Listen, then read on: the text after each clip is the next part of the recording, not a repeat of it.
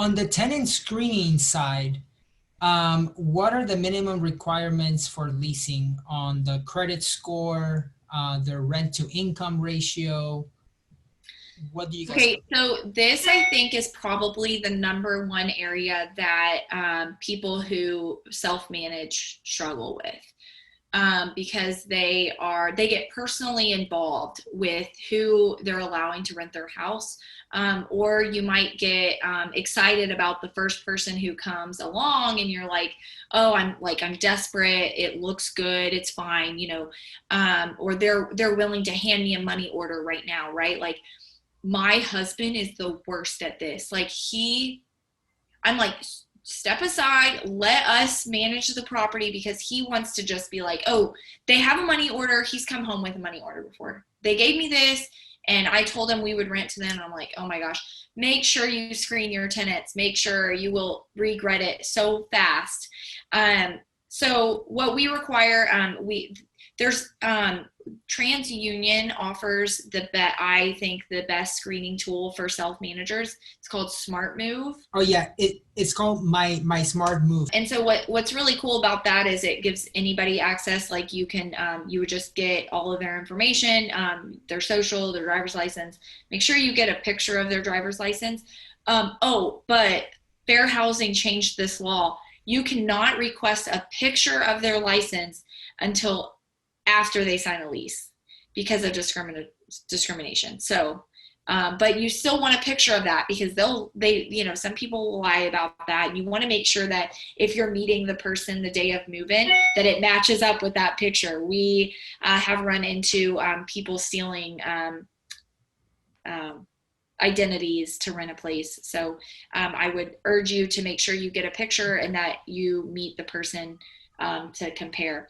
So we require that people make 3 times the rent. That's kind of a national standard. If some, your rent should only be 1/3 of your total income. The other 2/3 is usually your living expenses.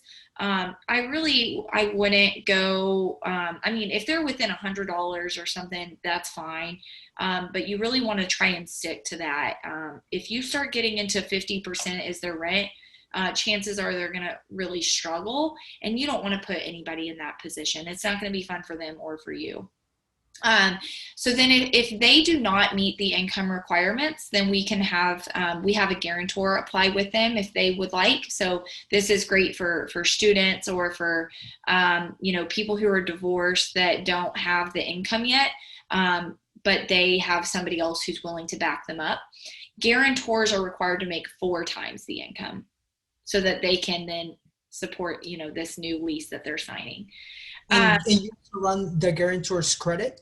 Yep, we run the guarantor's credit, and we get their. If it depends on if they're applying with because they don't make enough money, then we would just make sure that the guarantor makes enough money. We don't really care about their credit. Now we do care. Does that make sense? Now, if the person who's renting the house, if their credit is bad, and we're using the guarantor for the credit piece, then we would require that their credit is good. We require a 550 credit score or better. And what we're really looking for, and we'll sometimes make an exception on credit if it's student debt, medical bills. Now, you really want to be careful if it's like, first of all, if there's an eviction on their credit, I'm telling you right now, I wouldn't do it. Now, some people may have a story and there's a reason they have an eviction. A typical one that comes up a lot is a roommate situation where one roommate moved out of the house, or let's say a boyfriend and girlfriend sign a lease together. They break up, the girlfriend moves out, the boyfriend stays, he stops paying, he's evicted. Well, now it's on her record, but she didn't even know that he got evicted. So then she tries to rent another place and she's like, I don't have an eviction. Well, she was on the lease. So there are things that come up that, you could get more information on.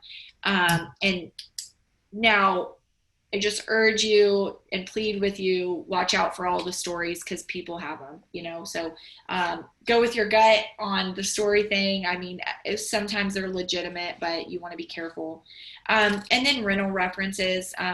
if they've owned a home in the past, follow up with that. I always get a HUD statement. And that's like if they don't have a rental reference because they owned a home. Now, most people have rental references, and make sure you actually call them and ask them questions that kind of try and see if, okay, is this like an aunt or something? If you call the number and they're like, hey, what's up? And you're like, wait, is this like the Wood Hills apartments? And it just seems fishy. It probably is. And so then when the easiest piece is the smart move, making sure their credit and their background kind of aligns with what they're telling you. And then on back to the income piece real quick, what we do is we require 3 months of pay stubs. If they just got a new job, then we require a letter from the employer. If they give you a letter from the employer, make sure you call the employer to make sure that that's a legitimate letter. People sometimes will fake letterheads, and people will get a little bit crafty. So you want to make sure you're not being fooled. And then if they are self-employed, we require the last year's tax returns.